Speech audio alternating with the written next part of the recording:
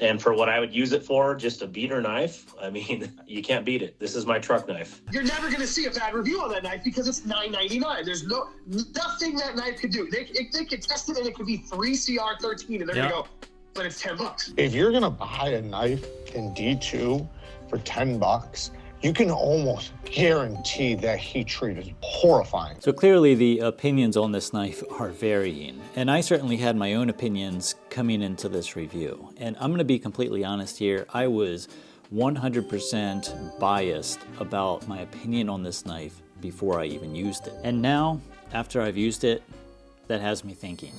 What is it that makes a good knife? How well the blade opens and closes, or the action? Is it the lock? Is it how it feels in your hand? Is it the blade steel type, or how well it sits in the pocket? Is it the price? See, I think the question, what makes a good knife, is kind of like asking the question, what makes a good set of pliers? Can you give a $10 knife a bad review? And I haven't used it yet, but in my opinion, it really can't do any wrong. Like, you can't give this knife a bad review. I mean, it's because it's $10. Well, after testing this knife, turns out my preconceived notions were wrong. This is not good. Now, I hate to be that guy, but I'm afraid I don't have a choice.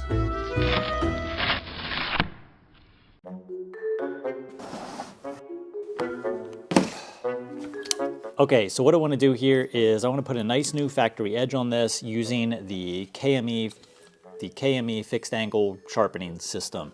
I'm going to do that because if any knife has a burnt edge on it, this is going to be the knife. Burnt edge definition. A burnt edge is an edge that was heated beyond the tempering temperature of the steel during the sharpening process, usually caused by quick powered belt grinder sharpening. This overheating causes the steel right at the apex to soften to a lower hardness level than the rest of the blade, and can cause lower edge retention than it otherwise would have. This has definitely been belt sharpened, and it's probably been sharpened extremely quickly. We'll put a nice new edge on here 3, 4, or 5 times. We'll get rid of that burnt edge, and then we'll put a nice new edge on here. We'll go use it for sort of everyday use case scenario and see how it holds up, see if it holds up at all. Now on this initial sharpening, I ground off a lot of steel. I would say I probably ground off the equivalent of 5 complete reprofiles in sharpenings with the KME 50 grit diamond stone. I mean, surely this would get us through any burnt edge. Well, more on this in a minute. I took the initial edge to a KME 1500 grit diamonds and a 6 and 1 micron strop. I think that's about as good as it can get. And this was the result. Everything looks completely normal under the microscope. But now it was time to put the value to the test. Here we are, preconceived notions and all, fully prepared for some serious edge retention testing. And I can't wait for this $10 knife to show how much of a value it is compared to the super expensive $40 knives.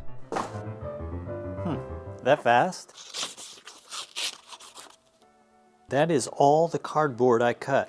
I've got a giant pile of cardboard. I thought we were gonna cut maybe 100 feet, a couple hundred feet, I mean less than 20 feet of cardboard, and our knife stall. Surely, something is wrong.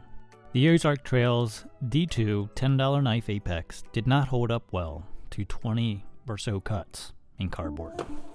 Now I normally don't show this, but I might as well show the calibration for the machine that does not lie. 47 point. It's literally 47.4. It's exactly what it should be. There's the calibration plate, 47.4. It's exactly right. Well, maybe sometimes it does. The moment of truth hath arriveth. 59.8. 60 on the nose. 59.5. 59.5. Now keep in mind, I am testing these on the flat portion of the blade, and yes, I did grind the coating off of it just to make sure. The coating does not affect the hardness reading on this type of a hardness tester. I've shown that before in previous videos. So I have absolutely no idea what is going on here with the heat treatment or edge retention, simply because I have no idea what was done to it at the factory. If you look at the heat treatment data from Dr. Larrin Thomas from Nice Steel Nerds, I'll leave a link to that page in the description. You'll see that D2 requires long soak times at austenitizing temperatures and very precise austenitizing temperature control, as well as fairly precise tempering temperatures. And there's a number of different ways they could have achieved the 59 HRC value we are seeing on the surface of the steel.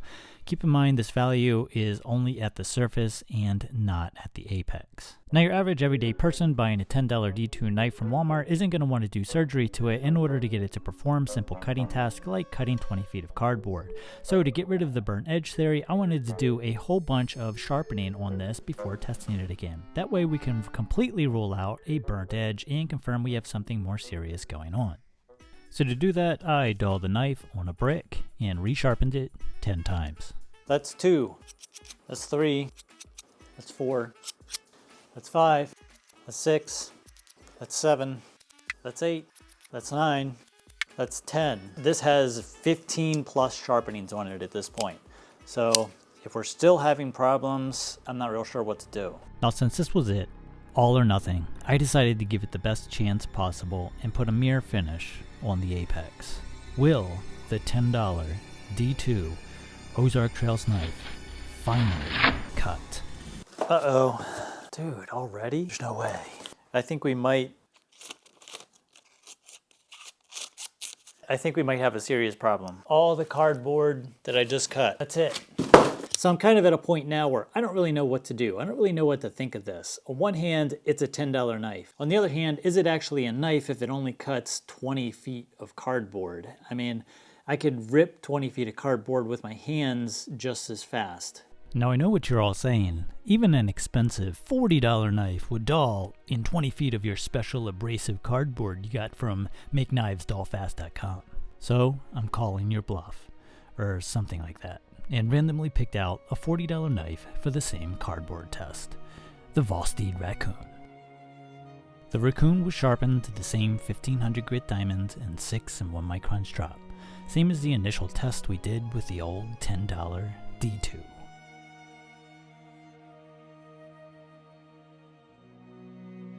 I cut the same box I cut with the $10 D2 until the Raccoon wouldn't slice paper, just like the initial test.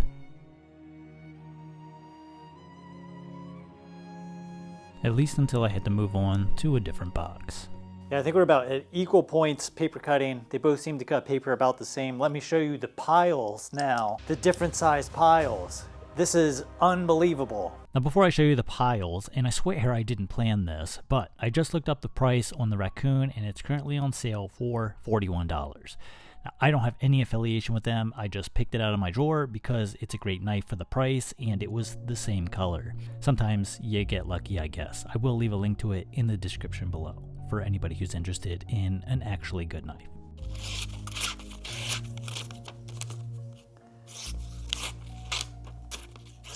I think we're about at equal points. Yeah, I think we're about at equal points now. It's all about the piles. There's the Ozark Trails pile. That's all the cardboard that little knife cut. The Volsteed Raccoon pile.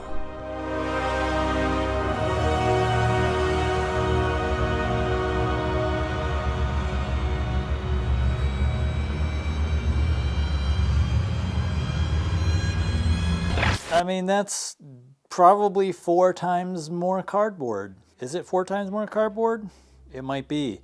Because the Volsteed right now is about 4 times the price, which is kind of interesting.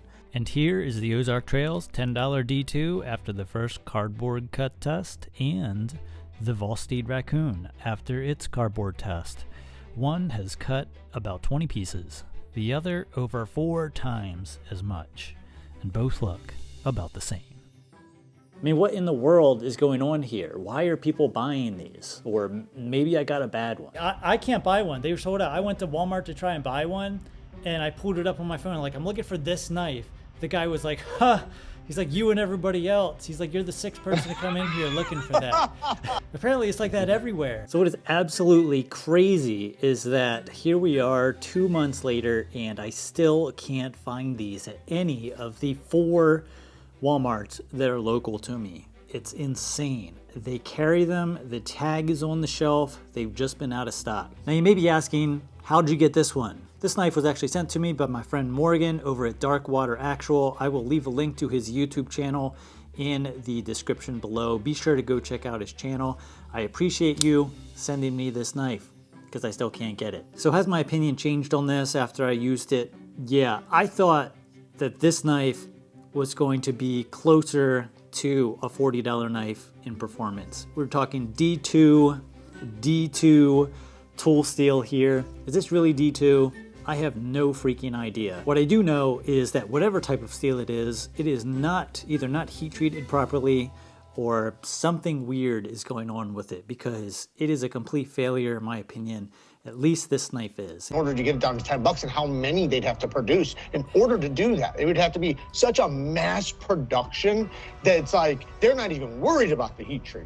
And you may be saying, well, you got a bad one. You got to get another one. Well, I can't get another one, but I did get another $9 D2 knife from Amazon. This knife is so cheap I can't even find it anymore. The listing's gone. Will this knife fail too? I did all the same sharpening to the $9 D2 Amazon knife as I did to the Ozark Trails D2, and cut a bunch of cardboard till it didn't slice paper cleanly, just like the Ozark Trails knife. I'm calling it. This knife is way better. This knife was like $9 on Amazon. Way better than the Ozark Trails. All right, again, this is the Ozark Trails pile, more or less, and this is the $9 Amazon knife pile. It's still slicing paper.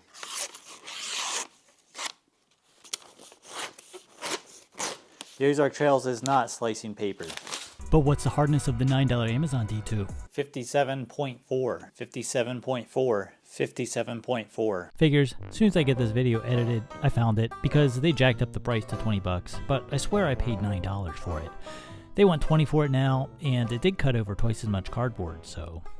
If you say it's bad in any way, it's like, well, it's $10. Because it's $9.99. Well, what if you get a bad one? I mean, maybe there's good ones out there, or maybe they're all bad at cutting. But when you advertise D2, like this knife does, it sets your expectations a little bit higher in the cutting department. It is a knife, after all, made to cut stuff. But it's 10 bucks. Or maybe you should just use this knife as it was originally intended.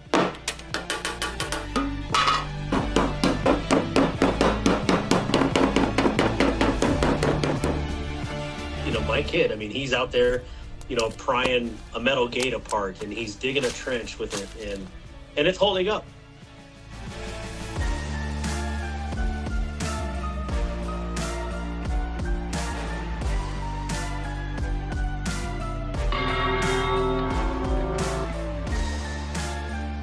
Or you can buy one and take the chance that you might get lucky and get a good one. What are your chances of getting out of here with that jacket on? Everybody gets lucky every once in a while. Yeah, I'll go along with that. I mean, it seemed to hold up fine.